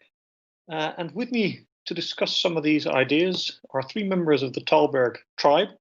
Rosemary, are you on screen? I don't know. Well, Rosemary is here. Rosemary Okello, an educator and media specialist of Kenya's Strathmore Business School, our hosts of last year. Alejandra Peralta, educator and administrator of the Instituto Tecnológico Autónomo de México. Excuse my Spanish pronunciation. And finally, Ellen Lust, academic and social scientist. I think I got that one right, Ellen.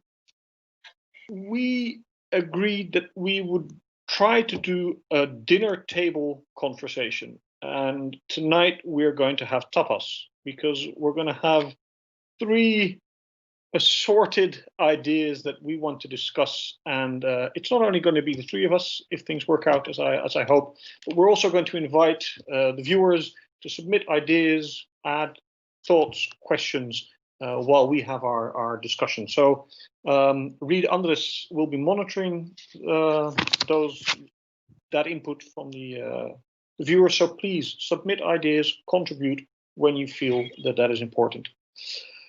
Rosemary, welcome to dinner. Thank you so much, Martin. Yeah.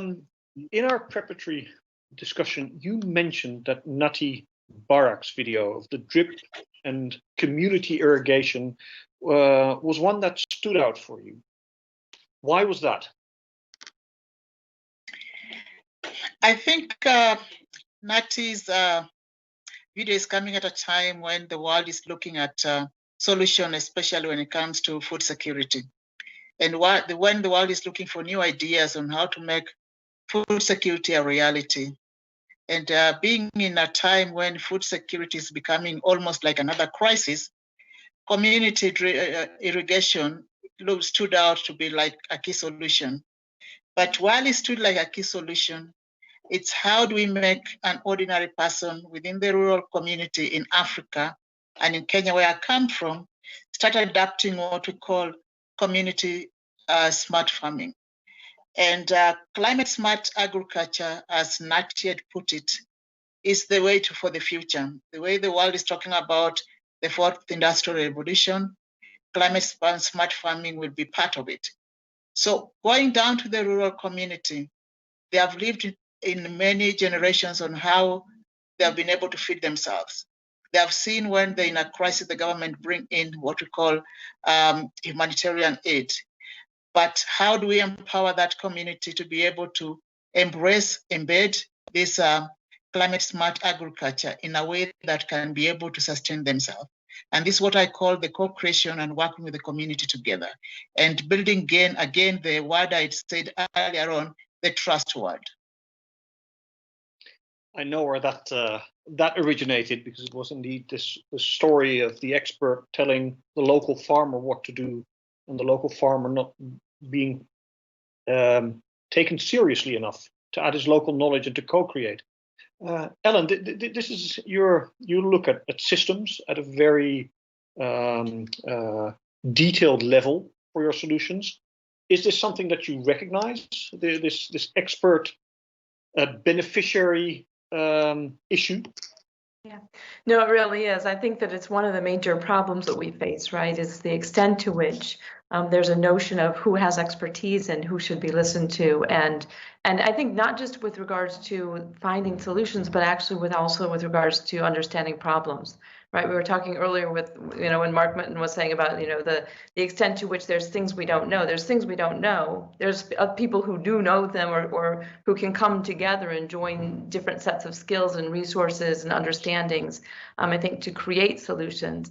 And then there's also those things that we don't even know we don't know, right? And so I think, it's really important to get sort of, I hate the word local knowledge, but to really sort of take different perspectives and bring them together to try to understand the problems, but also to find the solutions. So yes, it very much resonates with how I think about this. What about you, Alejandra, as an economist? Not a hard science. What do you make of all of this? Well, for me, it's been a very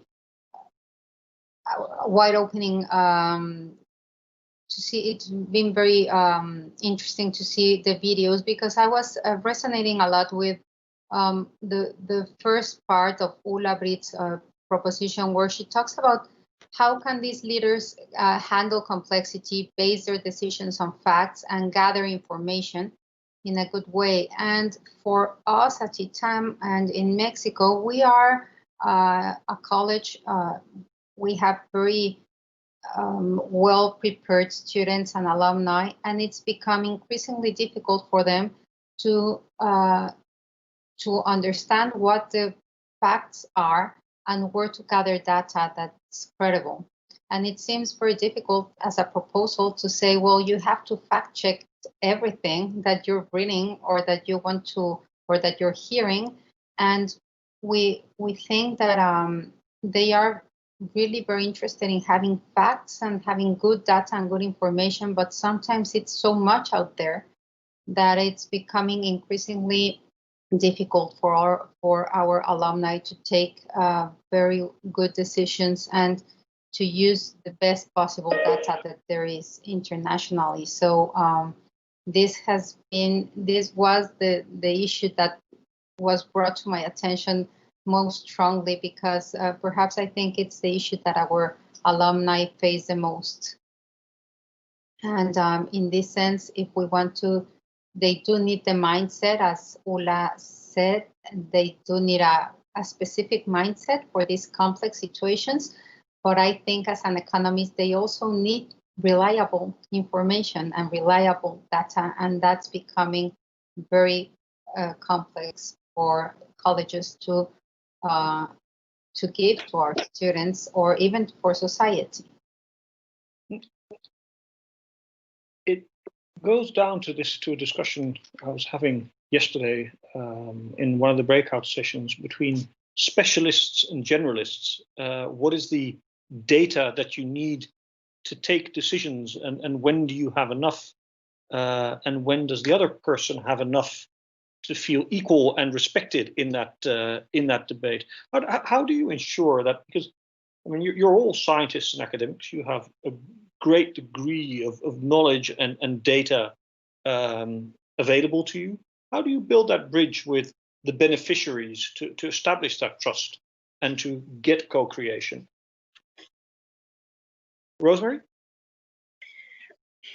I think when it comes to how to use the data, we have to look at data literacy, and also how the leaders can be able to start appreciating data as a way of unveiling what we call the underlying facts, and how they can be able to develop infrastructure to make sure that data is being used real time. And then how this data also is used to co-create and also create knowledge. And for me, I'm looking at understanding this as leadership taking charge. Again, data can be also misleading. There are data that are fake, and there are data that the way you govern and capture them also can make data not become quality. So having that quality data and building that structure and a system to be able to be used. In Kenya here, we call an ordinary woman understanding the value of data even within the mobile phone. For example, understanding the weather patterns and knowing how to read it and know when to plant and how to plant it will be a breakthrough. So that will be not only be able to empowering them and building knowledge, but creating trust with that information, that when they apply it as a consumer, it will be able to make them actually have what we call an impact in whichever level they are working on. So citizen data becomes here a factor. And I can give an example where citizen data is now being applied, especially when it comes to research, that it can enhance research work in a way that can never be before, because the citizen know like the ground truthing better than any other person. So when we go to like in Maasai community, there's lots of herbal medicine. And the Maasai community, most of them have never suffered any malarial diseases. And people have wondered that they are next to an area where it's a tropical area where that disease is high. Why is it? And sitting with the elders, they were able to understand the kind of herbal medicine they drink in order to actually build their body immunity. And now scientists are using that to do research to develop what we call malaria tablets. So co-creating and ground truthing with community is critical when we talk about effective use of data and using it real time. It also brings up the point of data sovereignty. Who owns that data? Is that the Maasai, or is that the researchers that translated it and skilled it? Which I think is an interesting point. But I'd actually like to move on to that question of data and trust, Alejandra, because when we discussed the videos, you said, well, there was actually one thing that was missing for me, and that an idea that was missing, and that was data and how we use it. And can you explain? Well, yes, during this pandemic, I've been I've been analyzing all social media and what's happening with all the students and where they are getting their information from. So I decided that perhaps my social media had understood me so well that I was reading only what I was supposed to read because of my preferences. So I was telling Martin that I decided to start going to Fox News, which I would have not done before. And I started using a lot their social media, and it amazed me that we are very politically divided.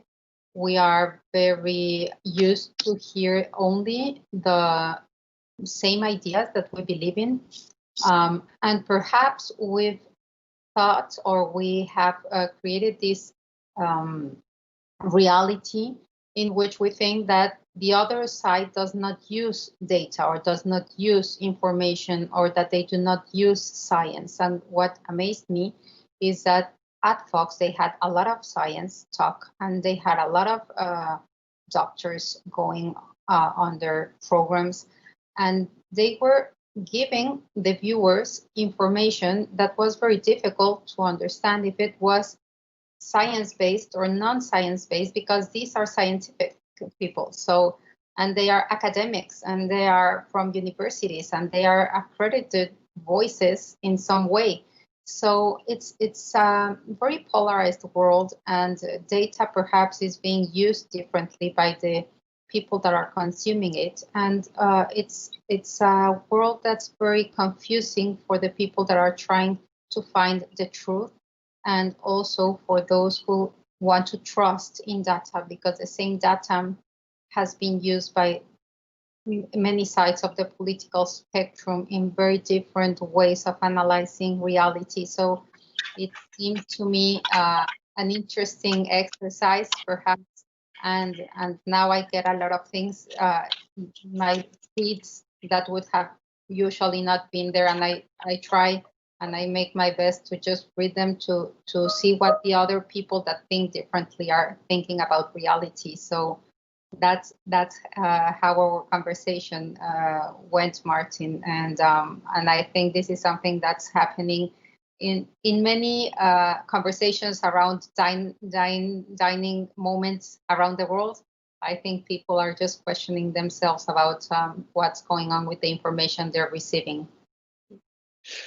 It is actually a question I have for the audience before I go back to the panel. Is this discussion about data and truth something that is relevant to you to discuss in a Tallberg context? Does this provoke us on a new avenue to explore what this means and what the consequences are, and how we deal with it? So if you have thoughts on that, please add it to the chat. So do we need to discuss data and truth? And Ellen, I'm going to go to you again as a scientist who works closely with communities. How do you what are the values and the operational principles that you use to make sure that people use data with I can't even say correct intentions, but with authentic intentions and with truthfully. What are those principles? Yeah, no, I want to go back to Rosemary's sort of word of trust at the beginning too, because I think that, to me, the usefulness of data begins actually prior to collection, right? So it's not once you have data, how can it be used or how can it be trusted? But it really gets back to the question about, what questions are we asking? How are we understanding different concepts, different ideas? So, at GLD, we've created this thing called the Local Governance Performance Index, which is aimed at helping us to understand subnational variation in governance, but also to understand it cross-nationally. And in both cases, what it means to be a chief in Kenya versus in Zambia, for instance, can be very different, right? Or to understand where people turn to and how they understand how governance and where it's located. So from us, understanding not only what kinds of questions we would ask in this, but also, frankly, what does this mean and how much can we build trust with communities far before we've even collected data is really key, right? So we basically start at the point of sort of thinking about, okay, what is the goals, what is the project, what does the data mean? And then when you get to the end, if you've done it this way, and then you've dialogued with communities, you've dialogued with stakeholders at the national or sort of district levels, for instance, even when they have, even when the answers are not what they want to hear, then the trust in what is being sort of conveyed is so much stronger. So to me, it's a matter not only of where do we get, how do we use data, or how do we sort of understand trust after it's collected, but really going back to the very beginning and thinking about, this notion of co-production and how do we sort of even in the data gathering process, do it in such a way that it can be useful, that it can be trustworthy, that it can essentially kind of be valid. And I think that's really key. And then we spent a lot of time actually in trying to make sure that we get the data and findings back to communities and dialoguing with them about, frankly, what it means, right? Because my understanding as a Western researcher can be a very different thing than Rosemary's or Alejandra's or other people who also look at that. In those dialogues, it doesn't mean that one side is right and the other is always wrong, but those dialogues can be very, very useful in trying to understand, what is being illuminated, what are the problems, and then thinking about what are the solutions. So to me, it's really important to have these dialogues. It's kind of a nice segue into your own video, where you suggested a different type of cooperation, different type of responsibilities between academics from the global north, sorry for these words, and the global south. What problem were you addressing with your suggestion? Yeah, the problem I'm addressing with my suggestion is that we have, on the one hand, in the Global South, we have a lot of very talented scholars and researchers who often are either, on the one hand, sort of doing a lot more teaching and a lot less time for research and a lot fewer resources for research than what we have in the North, and also are often then pulled off into consulting, which tends to be the place where they can actually do better sort of financially. But it means that their own ideas about what questions need to be answered, how they should be, what problems need to be addressed and what solutions are possible, it essentially gets sidelined in this process.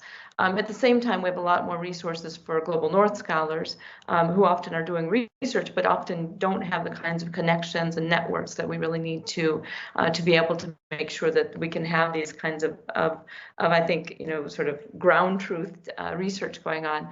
So my idea is basically that you have Global North researchers going to the South to teach, and then relieving the sort of Global South researchers from teaching, having them do research, and it can be in collaboration with or independent from the other researchers. But the idea is to sort of not necessarily remove. I mean, there's a lot of programs that take Global South researchers to the North, right? So I could be in Zambia or Malawi, and I can get Fulbright funding and go to the U.S. But that doesn't necessarily help me to do research in Malawi or Zambia, right? So, and at the same time, we often will send researchers from the north to the south, but with almost kind of in a very privileged position, right? Much higher pay grades than others, et cetera. So idea is to try to create more of an equal footing that allows us to bring the experiences and resources and skills of the various partners together, I think in ways that are often overlooked currently. So that's my sort of 1 minute idea. Ellen, dinner is coming to an end, but because you're suggesting something that would benefit academics like Alejandra and Rosemary, I feel it's important to ask them for their reaction. If we're talking about co-creation, we're going back to the Maasai or the local farmer. It's the same kind of dynamic. You have an idea, but what would it benefit you, and would you be happy? Would it help you? Alejandra, Rosemary? Yes, of course. I think Ellen's proposal is great. I had not thought of it before in that way, Ellen, so it was very illuminating. And I do think that the 4 issues, or perhaps there are more, but lack of access to research funding, technological access to internet, low journal subscriptions, the English language, all these things that we have talked so much about in the South, in the global South, and that don't happen as much in the global North, perhaps are not the correct questions, because at the end, in very good universities in the South, they do have access and they do have good libraries and they do have journal subscriptions. So coming back to what Alan always proposes us, perhaps we have not done the correct questions. And the questions would be, how could we create incentives for academics from the North to come to the South? And those incentives would be perhaps the secret that we would need to discuss in the next reunion, but getting that flow going would be an excellent idea, as Ellen mentioned it. Yeah. Okay, yeah. Rosemary, yes, I agree. Shut down for now, otherwise you're going to miss your bus or your tram home. Alan, I'm going to give the floor back to you. Thank you very much for your contribution, Ellen, Alejandra, and Rosemary. It was wonderful having you for dinner. Thank you. Thanks. And just to go with one word out of dinner, TREAD: trust, integrity, discipline, and trust, integrity, and discipline, and respect. TREAD. Thank you. Thank you very much for that. Trust, integrity, discipline, and respect. Thank you, Martin. Thank you for the conversation, and also for the people who responded to our question and sent videos. We're going to try to see how we develop that concept over the course of the next weeks and months, because we really want to broaden the conversation, broaden the idea generation. So thank you also for all of those who joined us via the live stream today. This will live forever on YouTube and probably in the annals of the CIA, but that's a different point. Meanwhile, thank you again very much. Now we're going to switch and spend a few minutes, Martin, talking about where are we? We've done this now for a day and a half. We've done this for years. We've done this particular meeting for a day and a half, and a lot of it's been experimental. How do you, that is to say, broadcasting, narrowcasting, in-between casting. What do you think? Where are we? What have we learned so far, and what can we learn going forward?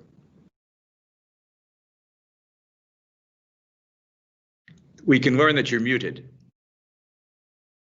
It's an interesting lesson for me, Alan. Thanks. Thank you. I was saying that one of my takeaways now is that regardless of whether this tribe meets on or offline, it always has value, at least to me. I've been excited all morning just processing some of the discussions I had yesterday. So I think that's an important takeaway for me. My biggest frustration the last day and a half, and we're going to solve that a little bit in the sessions that are coming up, is that part of the great virtue of when Tallberg can meet in reality, with and without Mark Mitten's reality, is that we don't have the casual conversation. And one of the things you lose in this format is the back and forth and the forth and back. And we've got to learn how to engage in not just listening is important, but also engage in the conversation more. And I think we need some tools. We also need people willing to be a little less polite online. And I think one of my things I can try to encourage over the course of the programs in the next months is people need to talk more, and we've got to get that engagement. And it's interesting that you say that, because one of the things that I cherish about Tallberg is that besides the content, it is also a group of people where you can open up and where personal development is such an important thing besides the skills and the knowledge. And I find that discussion, that value is more difficult to create online than it is in a face-to-face meeting. I think that's what you're also referring to in these conversations that you have on the side and on an ongoing basis. So I would agree. It's not only about being impolite, but it's also about opening up and there comes the word again. Oh, am I freezing again? Trusting. No, you're fine. You're fine. Okay. But I think to that point, we've got to find tools and techniques, and this is an open call to everybody who's listening and that we're going to be with the rest of the afternoon. If you have ideas, if you have other tools, how do we create a better conversation if we're going to be doing these conversations scattered around the world episodically? We've tried to do that over the course of the last year with the podcasting and the webinars, et cetera.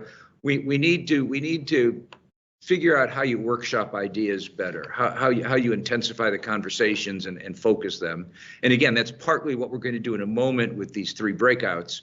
And I'm hoping that those breakouts will generate not just some interesting ideas, thoughts, and perceptions, but concrete next steps. How can we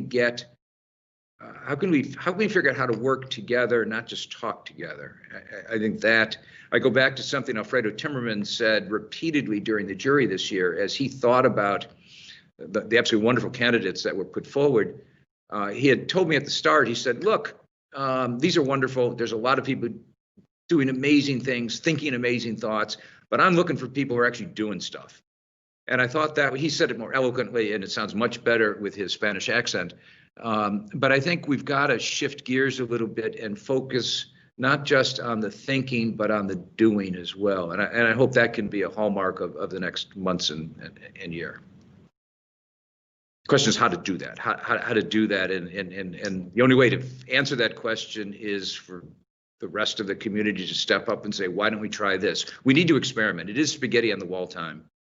I think for all societies, but certainly for the Tallberg Foundation, it is spaghetti on the wall time.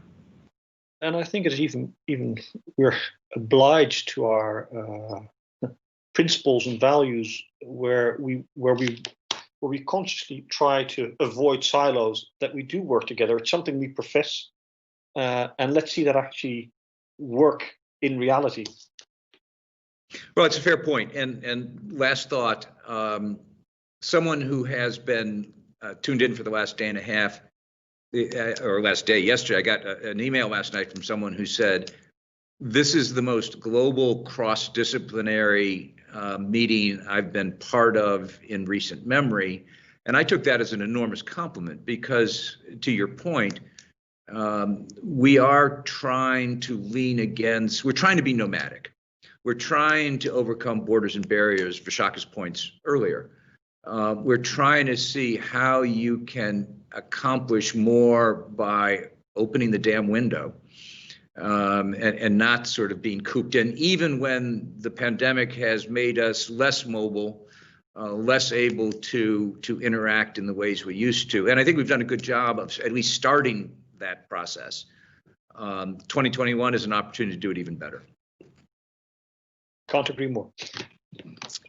With that, what I would invite everyone, we're going into the breakout sessions. There are 3 breakout sessions, there they are, that we've scheduled. They're all about what do you do next? One, lockdown versus locked up. How do you maintain democracy during the pandemic? The conflict we've seen, not just in countries like Turkey or China or Russia, But in countries that profess to be out and out full democracies, there's a real conflict between following the science, perhaps, and following the Democrats, small d, perhaps.